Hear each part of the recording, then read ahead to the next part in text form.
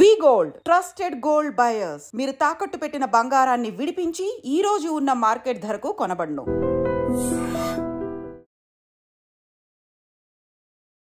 Hi, hello, నమస్తే, welcome back to iDream media. ఈరోజు మనతో ఉన్నారు ఫినాన్స్ అండ్ ముఖ్యంగా ఇన్సూరెన్స్లో 13 years పాటు ఎక్స్పీరియన్స్ ఉన్న ఫైనాన్షియల్ ప్లానర్ మధు గారు. జనరల్గా ప్యాసివ్ ఇన్కమ్ అనే ఒక కాన్సెప్ట్ ఏదైతే ఉందో ప్రతి ఒక్కరికి సింగిల్ ఇన్కమ్ మీద కాదు, మాకంటూ ఒక సెకండ్ ఇన్కమ్ ఉంటే కాస్త ఏదైనా కొనుక్కోవచ్చు, ఇల్లు లాంటి ప్లాన్ చేసుకోవచ్చు, లేకపోతే ఇంకా డిఫరెంట్ ప్లాన్స్ ఏమైనా ఉన్నా మేము ఖర్చు పెట్టవచ్చు అని చెప్పేసి ప్లానింగ్లో ఉంటూ ఉంటారు. ఒకప్పుడు ఇదంతా కూడా ఓల్డ్ ఏజ్ పీపుల్కే చేయాలంటే ఒక 50 years దాటాగా రిటైర్మెంట్ ముందు చేసుకుందాం అనుకునేవాళ్ళు. బట్ ఇప్పుడు ఇది అందరికీ సూట్ అవుతుంది అని చెప్పేసి స్టేట్మెంట్స్ అయితే వినిపిస్తున్నాయి. ఓవరాల్ ఈ కాన్సెప్ట్ గురించి ఇది ఎవరికి యూజ్ అవుతుంది అనే విషయాలన్నీ కూడా తెలుసుకుందాం ఈరోజు ఎపిసోడ్లో. చివరి వరకు చూడండి. నమస్కారం సార్. నమస్తే విరాట్ గారు. మధు గారు, ఇంట్రోలో చెప్పిన విధంగా ప్యాసివ్ ఇన్కమ్ అనేది ఒకప్పుడు కొంతమంది మాత్రం ప్లాన్ చేసుకునేవాళ్ళు. ఇప్పుడు ఏమైపోయిందంటే ఎక్స్పెన్సెస్ పెరిగిపోయినాయి. జీతంలోంచి అన్నీ సమకూర్చుకుందాం అంటే కుదరట్లేదు.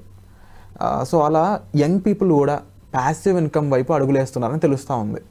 అసలు ప్యాసివ్ ఇన్కమ్ గురించి మీ ఐడియా చెప్పండి. అసలు ఏంటి ప్యాసివ్ ఇన్కమ్ అనేది, ఏ విషయాల్లో ప్యాసివ్ ఇన్కమ్ యూజ్ అవుతుంది? సో జనరల్గా మనం కష్టపడితే వచ్చేదాన్ని యాక్టివ్ ఇన్కమ్ అంటాము. ఏదైతే మన దగ్గర ఉన్న అసెట్స్ ద్వారా కానీ లేదంటే మన దగ్గర ఉన్న కొంత అమౌంట్ని ఇన్వెస్ట్మెంట్ చేసి దాని ద్వారా వచ్చే ప్రాఫిట్ని వాడుకోవడాన్ని మనం రెగ్యులర్ ఇన్కమ్ లేదా ప్యాసివ్ ఇన్కమ్ అంటాము. అయితే ఇంతకుముందు ఎలా ఉండేదని అంటే at the time of retirement మాత్రమే. అంటే నేను ఒక 50 years 60 years వర్క్ చేస్తాను, దాని తర్వాత నేను సంపాదించిన ఆస్తుల నుండి కానీ లేదంటే నేను కూడబెట్టిన అమౌంట్ నుంచి కానీ నేను రెగ్యులర్గా ఇన్కమ్ తీసుకోవాలి అనే కాన్సెప్ట్ ఉండేది. బట్ ఇప్పుడున్న పరిస్థితుల్లో ఏంటంటే ఎస్పెషల్లీ యంగ్ జనరేషన్ వాళ్ళు ఎవరు కూడా 65-60 years వరకు కష్టపడడానికి ఇష్టపడతలేదు.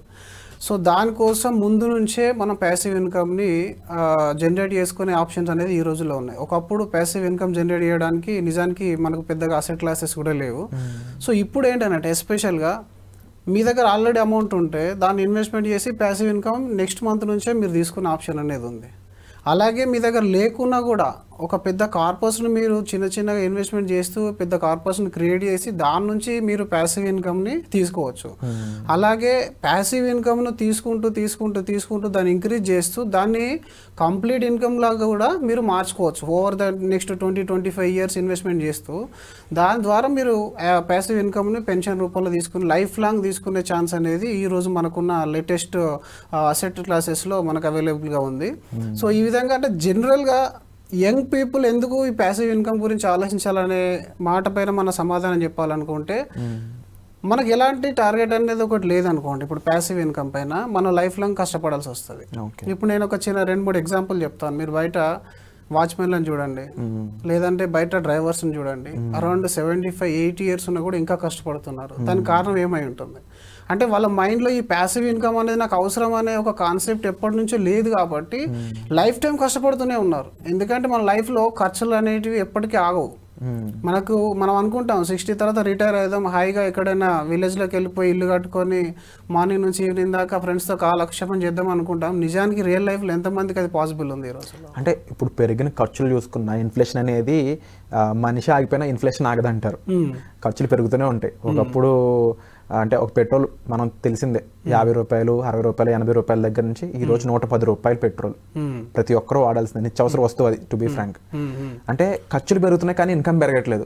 దీనికి సొల్యూషన్ ప్యాసివ్ ఇన్కమేనా? Passive income 100%. ఎందుకనంటే ఇంతకుముందు మనం ల్యాండ్లు కానీ ప్రాపర్టీస్ కానీ ఎందుకు సంపాదించుకునే వాళ్ళం అంటే సర్టెన్ ఇయర్స్ తర్వాత మనకు దాని నుంచి వచ్చే ఇన్కమ్ నుంచి మనము మన నెక్స్ట్ జనరేషన్స్ కూడా ఆధారపడి బతకడానికి కోసమని మనం ఇదంతా కూడా క్రియేట్ చేసి పెట్టుకునే వాళ్ళం. కానీ ఈ రోజులలో అందరికీ ప్రాపర్టీస్ మెయింటైన్ చేయడం అనేది సాధ్యమయ్యే పరిస్థితి కాదు. అలాగే ఇప్పుడు బిజినెస్ పీపుల్ చూసుకున్నట్టయితే ఎంతకాలం వాళ్ళ ఇన్వెస్ట్మెంట్ అంతా కూడా వచ్చిన లాభాలు కూడా బిజినెస్లోనే పెడతా ఉంటారు. దానికి ఒక అంతం అనేది ఉండదు, ఎందుకంటే వాళ్ళకి తెలిసిన విద్య అది. కాబట్టి వాళ్ళు ఎప్పుడు నెగిటివిటీని అనుకోరు. అంటే నా బిజినెస్ లాస్లోకి వస్తుందని ఎవరైనా అనుకుంటారో? ఏ ఒక్కరు కూడా అనుకోరు. వచ్చిన ప్రాఫిట్ని వాళ్ళ దగ్గర ఉన్న కొంత సొమ్ముని అంతా కూడా వాళ్ళు బిజినెస్లో పెడతారు. బట్ దానికి ఒక ఎండింగ్ అనేది ఉండదు. ఏదైనా ఒక సంవత్సరం బ్యాడ్లో ఒక 2 years ఒక బ్యాడ్ ఇయర్ వచ్చిందని అంటే మేబీ మనం అంత లాస్ అయిన సందర్భాలు కూడా ఉంటాయి. పెద్ద పెద్ద బ్లూ చిప్ కంపెనీసే జీరో అవుతున్నప్పుడు మనం చేసే బిజినెస్లు ఏదో రోజు ఎఫెక్ట్గా అవ్వకపోతాయని చెప్పి గ్యారంటీ అనేది ఉండదు. కాబట్టి మీరు కొంత అమౌంట్ని ఇప్పటి నుంచి ప్యాసివ్ ఇన్కమ్లోకి మార్చుకోవాలి. ఇప్పుడు మీరు దగ్గర ఫర్ ఎగ్జాంపుల్ ఒక 10 లక్షలు 15 లక్షల అమౌంట్ కనుక్కున్నట్టయితే ఇప్పటి నుంచి ప్యాసివ్ ఇన్కమ్ అలవాటు చేసుకోండి. అంటే మనకి ఎంత 10 లక్షలు ఉంటే నెలకు 5,000 తీసుకునే స్కోప్ అనేది ఇప్పుడు మ్యూచువల్ ఫండ్లో మీకు ఉంది. ఆ 5,000తోనే మీ ఇల్లు గడుస్తుందని అంటే 100% నడవదు. కాకపోతే దాన్ని 10-20 చేసినాడు, 20ని 50 చేసినాడు, 50ని 1 crore చేసినాడు, మీ ప్యాసివ్ ఇన్కమ్ కూడా అలా పెరుగుతూ ఉంటుంది. అలాగే ఇంతకుముందు అంటే కొన్ని ఆప్షన్స్లో ఫర్ ఎగ్జాంపుల్ అన్యూనిటీ అనేది ఒక ఆప్షన్ ఉండేది. ఒక పెద్ద లంసమ్ అమౌంట్ ఇన్సూరెన్స్ పాలసీలో మీరు ఇన్వెస్ట్మెంట్ చేస్తే వాళ్ళు ఒక పర్టికులర్ అమౌంట్ని మనకు ఎవ్రీ మంత్ క్రెడిట్ చేసేవాళ్ళు. కానీ అది ఇన్ఫ్లేషన్కి ధీటుగా వెళ్ళదు. ఎందుకంటే అందులో ఫిక్స్డ్ ఉంటుంది ఇన్కమ్ అనేది. ఆ ఇన్కమ్ అనేది పెరగదు. మరి ఇన్కమ్ పెరుగుతూ ఉండాలి, క్యాపిటల్ అప్రిషియేట్ అవుతూ ఉండాలి, ఎప్పుడంటప్పుడు ఎమర్జెన్సీకి లిక్విడిటీ ఉండాలి. ఇవన్నీ కూడా మనం దృష్టిలో పెట్టుకొని ప్యాసివ్ ఇన్కమ్ను క్రియేట్ చేసుకోవాలి. అయితే ఇంతకుముందు చెప్పిన క్వశ్చన్లో కూడా యంగ్ జనరేషన్ ప్యాసివ్ ఇన్కమ్ కోసం ఏం చేస్తున్నారంటే కొంతమంది పార్ట్ టైం జాబ్ చేస్తారు. పార్ట్ టైం జాబ్ చేయడం వల్ల మెయిన్ జాబ్లో ఎఫెక్ట్ అవుతుంది. అసలు నిజానికి పార్ట్ టైం జాబ్ అనేది నేనైతే రికమెండ్ చేయను, ఎవరు కూడా చేయకూడదు కూడా. ఎందుకంటే మీరు ఎంత కష్టపడాలనుకుంటారో మీ మెయిన్ స్ట్రీమ్ ఏదైతే ఉందో అది జాబ్లో ఉన్న బిజినెస్లో ఉన్న దానికి మ్యాక్సిమం టైం కేటాయించాలి. అందులో వచ్చిన ఎక్స్ట్రా ఇన్కమ్ని మీరు ఈ కార్పస్ బిల్డ్ చేయడానికి యూజ్ చేయాలి. అక్కడ నుంచి ప్యాసివ్ ఇన్కమ్ తీసుకోవాలి. అది ప్రాపర్ రూట్ అవుతుంది. ఎందుకంటే మీరు ఎప్పుడైతే ఫర్ ఎగ్జాంపుల్ ఇప్పుడు నేను ఒక ఎంప్లాయీని అనుకోండి, నేను మళ్ళీ పార్ట్ టైం జాబ్ చేయాలి అని అంటే నా ఎంప్లాయ్మెంట్ తర్వాత నా హెడేక్ అంతా మళ్ళీ పార్ట్ టైంలోకి వెళ్ళిపోతుంది. అంటే నా టైం వెళ్ళిపోతుంది, నాలెడ్జ్ వెళ్ళిపోతుంది. దానివల్ల నా రిజల్ట్ అనేది మెయిన్ ఎంప్లాయ్మెంట్లో ఎఫెక్ట్ అవుతుంది. కాబట్టి ఈ పార్ట్ టైం జాబ్ చేయడం ఇది ఒకటి, దీన్ని మానుకోవాలి. అంటే కొంతమందికి సెటే కాదు అసలు అది. రెండోది చాలా మంది ఇప్పుడు చేసేవాళ్ళు ఏంటంటే కొందరిని మీరు చూడండి డిఎల్ఎఫ్ అక్కడ క్యాంటీన్లు ఉంటాయి, ఫుడ్ క్యాంటీన్స్, వాటిలలో 50 lakhs 1 crore ఇన్వెస్ట్మెంట్ చేసి స్టార్ట్ చేస్తున్నారు. మార్నింగ్ అంతా డ్యూటీ, ఫ్రాంచైజ్ తీసుకోవడము, చాలా రకాల టీ పాయింట్ కూడా వచ్చింది కదా, వాటిలో ఇన్వెస్ట్మెంట్ చేయడం, ఇదంతా కూడా రెగ్యులర్ ఇన్కమ్ కోసమే అందరు చేస్తున్నారు. కాకపోతే అది మనతోని మెయింటైన్ గాన్ బిజినెస్. అది ఎప్పుడైతే మీరు ఫుల్ టైంలో ఉంటారో that will be the good solution. అంటే కానీ మీరు ఒక ఆల్రెడీ వేరే ప్రొఫెషన్లో ఉండి ఫ్రాంచైజీలు కానీ ఇట్లాంటి ప్లాన్ చేశారనుకోండి, డెఫినెట్గా మీరు సేవ్ చేసే అమౌంట్ కూడా మళ్ళీ ఆ బిజినెస్లో లాస్ అయిపోతే జీరో అయిపోతారు మీరు. అంటే ఒకటి చెప్పండి మధు గారు, ఇప్పుడు నా ఫిజికల్ ఇన్వాల్వ్మెంట్ లేకుండా డబ్బును సంపాదించడమేనా ప్యాసివ్ ఇన్కమ్ అంటే? ఎస్, 100%. ఇప్పుడు మీరు ఎప్పుడైతే ఇన్వాల్వ్ అయ్యారో అప్పుడు మళ్ళీ మీరు బిజినెస్ చేస్తున్నట్టే. మీ ఇన్వాల్వ్మెంట్ లేకుండా వచ్చేదాన్నే ప్యాసివ్ ఇన్కమ్ అంటారు. అయితే ఇది ప్రతి ఒక్కరు అర్థం చేసుకోవాలి. ప్యాసివ్ ఇన్కమ్కి ఒక రాంగ్ వే వచ్చేసింది ఇప్పుడు వరకు. But actual meaning passive income అంటే దాని అంతటా అదే మనకి డబ్బులు తెచ్చి పెడతా ఉండాలి. మనం చేసిన ఒక ఇన్వెస్ట్మెంట్ అయి ఉండొచ్చు. Please continue. అలా అనేది మనం యంగ్ జనరేషన్ ఇప్పుడు ఏం చేయాలి అంటే చాలా మందికి తెలియక పర్సనల్ లోన్ అట్లాంటివి తీసేసుకొని, లేదంటే ఫాదర్ దగ్గర ఏదైనా ప్రాపర్టీ ఉంటే తీసేసుకొని ఆల్టర్నేట్గా ఏదైనా ఒక బిజినెస్ స్టార్ట్ చేసేసి దానిలో మనీ అనేది లాస్ అయిన వాళ్ళు. ఎందుకంటే బిజినెస్లలో మీరు 80-85% లాస్ అయిన వాళ్ళని చూస్తూ ఉంటారు. అయితే దీనిలో మళ్ళీ ట్రేడింగ్లోకి వెళ్ళే వాళ్ళు కూడా కొంతమంది, ఎందుకంటే ఇది ఒక పాసివ్ ఇన్కమ్ అని చెప్పేసి భ్రమలో ఉంటారు. నీకు నాలెడ్జ్ ఉండి మార్నింగ్ నుంచి ఈవినింగ్ దాకా కష్టపడి ట్రేడింగ్లో అద్భుతమైన లాభాలు ఉన్నాయి. కానీ మన దగ్గర టైము నాలెడ్జ్ రెండు లేనప్పుడు ఏం చేయాలి? ఉన్నదాన్ని సేఫెస్ట్ వేలో ఎక్కడ ఇన్వెస్ట్మెంట్ చేస్తే నాకు రెగ్యులర్ ఇన్కమ్ అనేది జనరేట్ అవుతుంది అనేదాన్ని మనం ఆలోచించుకోవాలన్నమాట. సేఫెస్ట్ ప్లేస్ చెప్పే ముందంటే ఇంకొకటి అంటే రెగ్యులర్గా ఇంతకు ముందు కూడా మరి ప్యాసివ్ ఇన్కమ్ ఇచ్చే కొన్ని రకాల అసెట్స్ ఉన్నాయి మనకి. ఏంటంటే ఇంతకు ముందు ప్రాపర్టీ కొనేవాళ్ళు. మీరు ఫాదర్ జనరేషన్లో చూసుకోండి, ఇప్పటికి చాలామంది ఒక 200 గజాల్లో ఇల్లు కట్టాలనుకుంటే కనీసం 2 ఫ్లోర్లు వేస్తారు. 2 ఫ్లోర్లు వేసి కింది ఫ్లోర్లో ఓనర్స్, పైన రెంట్కి ఇస్తూ ఉంటారు. సో దీన్ని మనం ఏంటంటే రియల్ ఎస్టేట్లో ఇన్వెస్ట్మెంట్ చేసి ప్యాసివ్ ఇన్కమ్ జనరేట్ చేసుకోవడం. అయితే ఇందులో కొన్ని కష్టాలు ఉన్నాయి. ఇప్పుడు మీరు చూడండి, రెంట్ ఇవ్వడం అనేది అందరికి ఇష్టమే. నేను ఒక 2 ఫ్లోర్ల బిల్డింగ్ అని నాకు ఉంటే ఒక ఫ్లోర్ రెంట్కి ఇచ్చేసి హాయిగా ఇంకా లైఫ్ టైం నాకు రెంట్ వచ్చేసింది కాబట్టి ప్యాసివ్ ఇన్కమ్ వచ్చేసింది అనుకుంటారు. కానీ అందులో ప్రాక్టికల్ ప్రాబ్లమ్స్ కూడా మనం ఆలోచించాలి. ఈరోజు మీరు రెంట్కి ఇచ్చారు, రెంట్కి ఇస్తే మీరు ఆయనకు ఒక సర్వీస్ మ్యాన్ అవుతారు.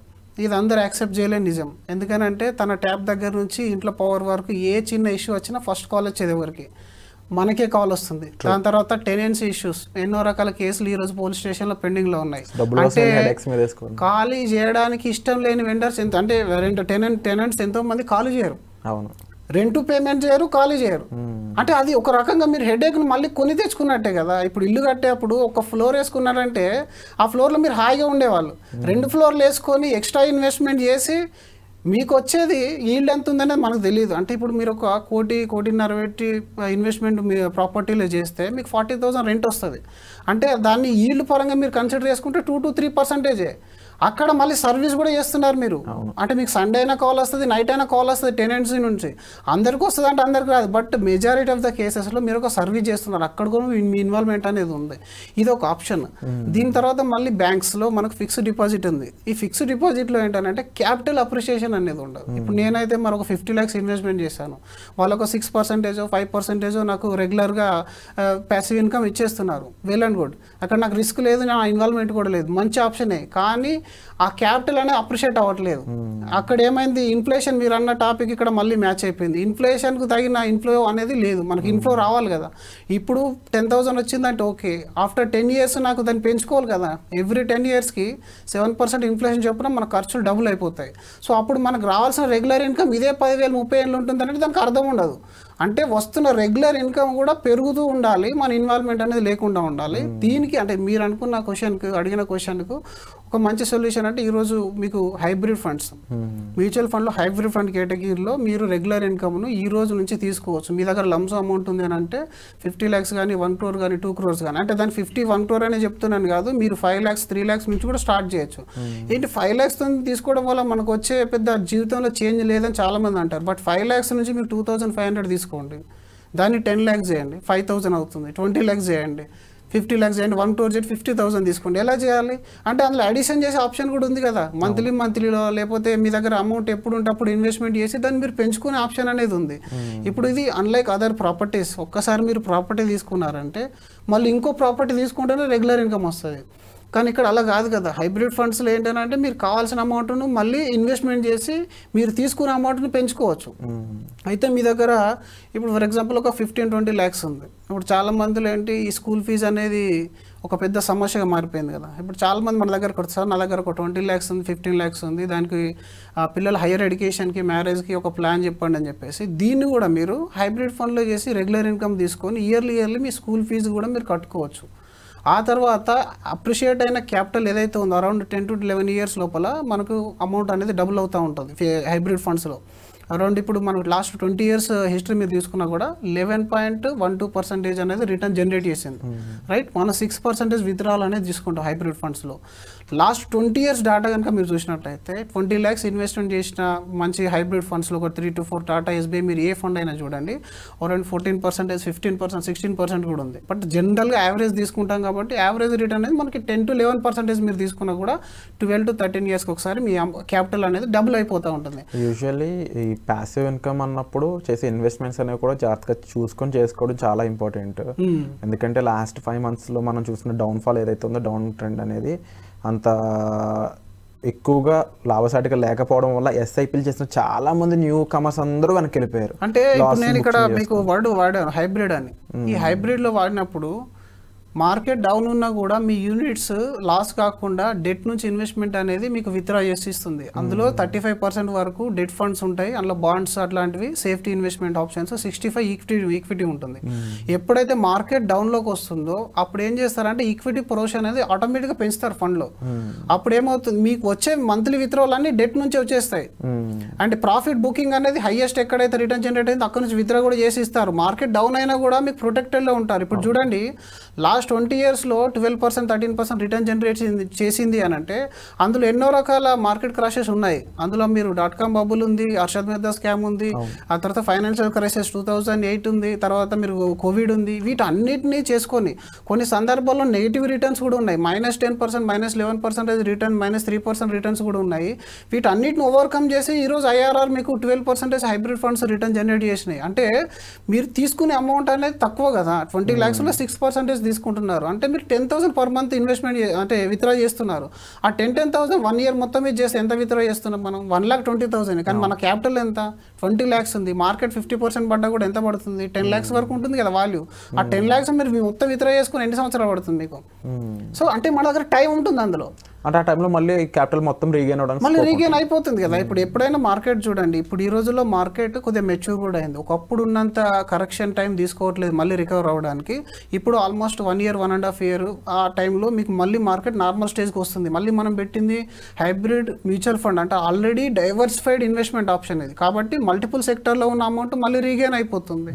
కాబట్టి ఈరోజు 2004లో 20 lakhs ఇన్వెస్ట్మెంట్ చేసిన వాళ్ళు యావరేజ్గా ఈరోజు చూసుకున్నట్టే అరౌండ్ 1.8 CR అనేది మీకు రిటర్న్ అనేది జనరేట్ అయ్యి ఉంది. అందులో హైయెస్ట్ ఫండ్ రిటర్న్ 2.4 CR వరకు ఉంది. అంటే మనం ఆల్రెడీ 24 lakhs విత్డ్రా చేసాం 10,000 చొప్పున. మీరు ఈ హైబ్రిడ్ ఫండ్ అయినా గూగుల్లో కొట్టేసాను, మీకు తెలిసిపోతుంది. దానికి ఇంత డీటెయిల్గా చెప్పాల్సిన అవసరం లేదు. బట్ ఈ విధంగా ప్లాన్లో ఉండాలి, మన మైండ్లో ఒక ప్లాన్ ఉండాలి. దానివల్ల మనం అది గెటిన్ అవ్వుకుంటూ వెళ్ళిపోతాం అనమాట. రిటైర్మెంట్ వాళ్ళ కోసం, ఎస్పెషల్లీ రిటైర్మెంట్ వాళ్ళకు ఒక పెద్ద కార్పస్ వస్తుంది. చాలా మందికి కన్ఫ్యూజన్ ఏముంటుందని అంటే, నేను ఈ కార్పస్తోని ప్రాపర్టీ కొని రెంట్ నేను తీసుకోవాలా, లేదైనా కమర్షియల్ షటర్లు అట్లాంటివైనా ప్లాన్ చేసి నేను రెంట్కి ఇవ్వాలా, లేదంటే సన్ అండ్ డాటర్ ఉంటే వాళ్ళకి ఈక్వల్గా డిస్ట్రిబ్యూట్ చేసేసి రిలాక్స్ అవ్వాలనే కన్ఫ్యూజన్ ఉంటుంది. అందరు చేస్తున్న తప్పిదే. అంటే కొడుకును లేదా కూతుర్ని రిటైర్మెంట్ కిట్ లాగా భావించకూడదు మనం. ఎప్పుడైతే మీరు కొడుకుని కూతురు మీద మీ రిటైర్మెంట్ డిపెండ్ అయి ఉంటుందో చాలా ప్రాబ్లమ్స్ అనేది ఫేస్ చేయాల్సి వస్తుంది. రియల్ టైం ప్రాబ్లమ్స్ అన్ని చూస్తాం. రీసెంట్గా మీకు నమస్తే తెలంగాణలో ఒక ఆర్టికల్ వచ్చింది కదా, 16 ఎకరాలు తీసేసుకొని బయటకు గెంటేశారని. ఆ రిస్క్ అనేది ఎందుకు? మీకు ఈ ప్యాసివ్ ఇన్కమ్ మీరు జనరేట్ చేయండి. జనరేట్ చేస్తూ వాళ్ళకి ఏదైనా అవసరాలు వస్తే దీని నుంచి ఎప్పుడైనా ఇది ఇమీడియట్ లిక్విడ్ ఆప్షన్ కదా. మీ దగ్గర 1 crore కార్పస్ ఉంది అని అంటే మీ సన్కి డాటర్కి 10 lakhs కావాలంటే మీరు ఇమీడియట్ విత్డ్రాసి ఇచ్చేయచ్చు. అంతేగాని ఉన్న 1 crore తీసుకెళ్ళి కొడుకు చేతిలో పెట్టేస్తే దాన్ని బోర్డు తిప్పేసాడు అనుకోండి, అప్పుడు అవుతుంది ప్రాబ్లం. చాలా సిచ్యువేషన్స్ నుంచి బయటపడడానికి ప్యాసివ్ ఇన్కమ్ అనేది అందరికీ ఉపయోగపడుతుంది. మీ లైఫ్ స్టైల్ అనేది మరీ ఫ్లక్చువేట్ కాకుండా అట్లీస్ట్ మీకు లైఫ్ లీడ్ చేయడానికి కావాల్సిన ఎంతైతే ఇన్కమ్ రావాలో దాని రెగ్యులర్ ఇన్కమ్ రూపంలో, ప్యాసివ్ ఇన్కమ్ రూపంలో మీరు ప్లాన్ చేసుకుంటే మరి హై రేంజ్ ఆఫ్ లై కాకుండా మరీ పూర్లోకి వెళ్ళిపోకుండా ఆ లైన్ అనేది మెయింటైన్ అవుతుంది అన్నమాట. అట్లీస్ట్ మన క్యాపిటల్ అంటే మన దగ్గర మనం సంపాదించుకున్న డబ్బు మన దగ్గర ఉండడంతో పాటుగా ఎక్స్ట్రాగా కొంచెం అమౌంట్ సంపాదించుకునే స్కోప్ అనేది ఉంటుందండి హైబ్రిడ్ ఫండ్స్ ద్వారా. అండ్ ఇది ఒక మంచి ప్యాసివ్ ఇన్కమ్ ఐడియా అని చెప్పొచ్చు. దీని గురించి మరింత ఇన్ఫర్మేషన్ ఇవ్వడానికి మనకి ఎపిసోడ్లో ఉన్న టైం అనేది కాస్త తక్కువ కాబట్టి మీరు పూర్తి ఇన్ఫర్మేషన్, డీటెయిల్స్, అలాగే దీనికి సంబంధించిన గైడెన్స్ తీసుకోవాలనుకున్నట్లయితే డిస్ప్లే అవుతున్న నెంబర్స్ కాల్ చేసి మీరు మధు గారిని సంప్రదించవచ్చండి. పర్సనల్ అపాయింట్మెంట్స్ అనేవి ఆల్రెడీ ఆన్లో ఉన్నాయి.